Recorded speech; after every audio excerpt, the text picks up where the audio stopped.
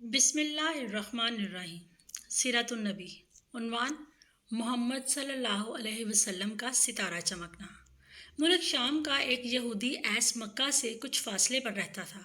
وہ جب بھی کسی کام سے مکہ آتا، وہاں کے لوگوں سے ملتا تو ان سے کہتا، بہت قریب کے زمانے میں تمہارے درمیان ایک بچہ پیدا ہوگا، سارا عرب اس کے راستے پر چلے گا اور اس کے سامنے ذلیل اور پست ہو جائے گا، وہ عجم اور اس کے شہروں کا بھی مالک ہو جائے گا۔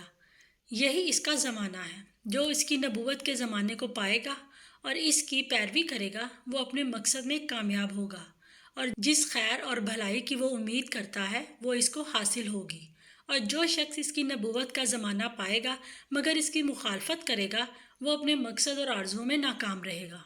مکہ معظمہ میں جو بھی بچہ پیدا ہوتا، وہ یہودی اس بچے کے بارے میں تحقیق کرتا اور کہتا، ابھی وہ بچہ پیدا نہیں ہوا۔ آخر جب نبی کریم صلی اللہ علیہ وسلم اس دنیا میں تشریف لائے تو عبد المطلب اپنے گھر سے نکل کر اس یہودی کے پاس پہنچے۔ اس کی عبادت گاہ کے دروازے پر پہنچ کر انہوں نے آواز دی۔ ایس نے پوچھا، کون ہے؟ انہوں نے اپنا نام بتایا۔ پھر اس نے پوچھا، تم اس بچے کے بارے میں کیا کہتے ہو؟ اس نے انہیں دیکھا اور پھر بولا، ہاں تم ہی اس کے باپ ہو سکتے ہو۔ بے شک وہ بچہ پیدا ہو گیا ہے جس کے بارے میں تم لوگوں سے کہا کرتا تھا۔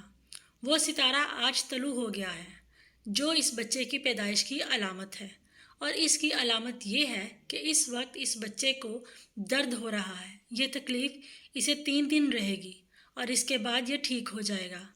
راہب نے جو یہ کہا تھا کہ بچہ 3 دن تک تکلیف میں رہے گا، تو اس کی تفصیل یہ ہے کہ آپ نے 3 دن تک دودھ نہیں پیا تھا۔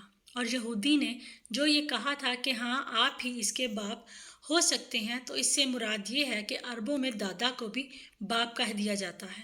اور نبی کریم صلی اللہ علیہ وسلم نے ایک بار خود فرمایا تھا، میں عبد المطلب کا بیٹا ہوں۔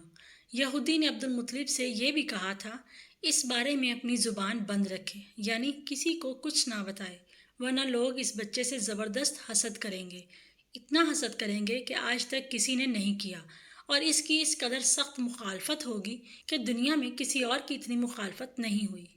پوتے کے متعلق یہ باتیں سن کر عبد المطلب نے ایس سے پوچھا، اس بچے کی عمر کتنی ہوگی؟ یہودی نے اس سوال کے جواب میں کہا، اگر اس بچے کی عمر طبی ہوئی تو بھی 70 سال تک نہیں ہوگی، بلکہ اس سے پہلے ہی 61 یا 63 سال کی عمر میں وفات ہو جائے گی، اور اس کی امت کی اوسط عمر بھی اتنی ہی ہوگی۔ اس کی پیدائش کے وقت دنیا کے بت ٹوٹ کر گر جائیں گے۔ یہ ساری علامات اس یہودی نے گزشتہ انبیاء کی پیشین گوئیوں سے متعلق کی تھی، اور سب کی سب بالکل سچ ثابت ہوئیں۔ قریش کے کچھ لوگ عمرو بن نفیل اور عبداللہ بن حجس وغیرہ ایک بت کے پاس جایا کرتے تھے۔ یہ اس رات بھی اس کے پاس گئے جس رات آپ صلی اللہ علیہ وسلم کی پیدائش ہوئی۔ انہوں نے دیکھا کہ وہ بت اوندھے منہ گر پڑے ہیں۔ لوگوں کو یہ بات بری لگی۔ انہوں نے اس کو اٹھایا، سیدھا کر دیا، مگر وہ پھر گر گیا۔ انہوں نے پھر اس کو سیدھا کیا، وہ پھر الٹا ہو گیا۔ ان لوگوں کو بہت حیرت ہوئی، یہ بات بہت عجیب لگی۔ تب اس بت سے آواز نکلی، یہ ایک ایسے بچے کی پیدائش کی خبر ہے جس کے نور سے مشرق اور مغرب میں زمین کے تمام گوشے منور ہو گئے ہیں۔ بت سے نکلنے والی آواز نے انہیں اور زیادہ حیرت زدہ کر دیا۔ اس کے علاوہ ایک واقعہ یہ پیش آیا کہ ایران کے شہنشاہ کسریٰ نوشیروہ کا محل ہلنے لگا اور اس میں شگاف پڑ گئے۔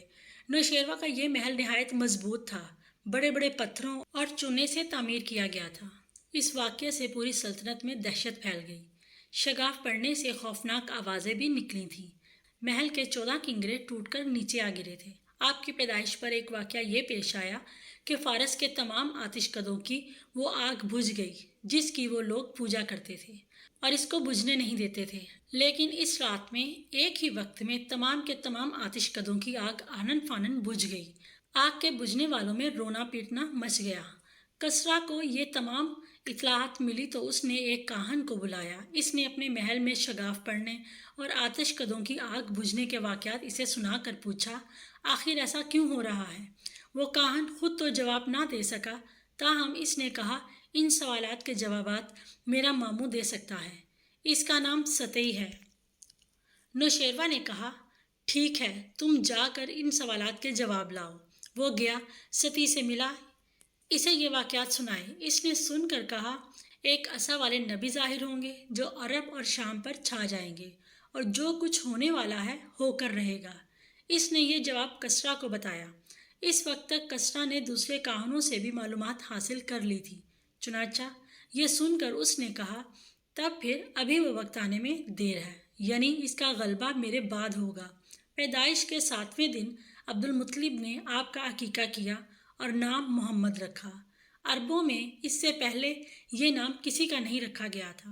قریش کو یہ نام عجیب سا لگا، چنانچہ کچھ لوگوں نے عبد المطلب سے کہا، اے عبد المطلب، کیا وجہ ہے کہ تم نے اس بچے کا نام اس کے باپ دادا کے نام پر نہیں رکھا بلکہ محمد رکھا ہے، اور یہ نام نہ تمہارے باپ دادا میں سے کسی کا ہے اور نہ تمہاری قوم میں سے کسی کا ہے؟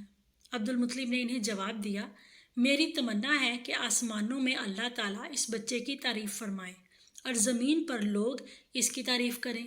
محمد کے معنی ہے جس کی بہت زیادہ تعریف کی جائے۔ اسی طرح والدہ کی طرف سے آپ کا نام احمد رکھا گیا۔ احمد نام بھی اس سے پہلے کسی اور کا نہیں رکھا گیا تھا، مطلب یہ کہ ان دونوں ناموں کی اللہ تعالیٰ نے حفاظت کی اور کوئی بھی یہ نام نہ رکھ سکا۔ احمد کا مطلب ہے سب سے زیادہ تعریف کرنے والا۔ علامہ سہلی نے لکھا ہے کہ آپ احمد پہلے ہیں اور محمد بعد میں، یعنی آپ کی تعریف دوسروں نے بعد میں کی ہے۔ اس سے پہلے آپ کی شان یہ ہے کہ آپ اللہ تعالیٰ کی سب سے زیادہ حمد و ثنا کرنے والے ہیں۔ پرانی کتابوں میں آپ کا نام احمد ذکر کیا گیا ہے۔ اپنی والدہ کے بعد آپ نے سب سے زیادہ صوبیہ کا دودھ پیا۔ صوبیہ نبی کریم صلی اللہ علیہ وسلم کے چچا ابو لہب کی بانتی تھیں۔ ان کو ابو لہب نے آپ کی پیدائش کی خوشی میں آزاد کر دیا تھا۔ صوبیہ نے آپ کو چند دن تک دودھ پلایا۔ انہی دنوں صوبیہ کے ہاں اپنا بیٹا پیدا ہوا تھا۔ آپ کی والدہ نے آپ کو صرف 9 دن تک دودھ پلایا۔ ان کے بعد صوبیہ نے پلایا۔ پھر دودھ پلانے کی باری حضرت حلیمہ سعدیہ رضی اللہ عنہ کی آئی۔ حضرت حلیمہ سعدیہ رضی اللہ عنہ اپنی بستی سے روانہ ہوئیں۔ ان کے ساتھ ان کا دودھ پیتا بچہ اور شوہر بھی تھے۔ حضرت حلیمہ سعدیہ رضی اللہ عنہ دوسری عورتوں کے بعد مکہ میں داخل ہوئیں۔ ان کا خچر بہت کمزور اور مریل تھا۔ ان کے ساتھ ان کی کمزور اور بوڑھی اونٹنی تھی، وہ بہت آہستہ چلتی تھی۔ ان کی وجہ سے حلیمہ رضی اللہ عنہ قافلے سے بہت پیچھے رہ جاتی تھیں۔ اس وقت بھی ایسا ہی ہوا، وہ سب سے آخر میں مکہ میں داخل ہوئیں۔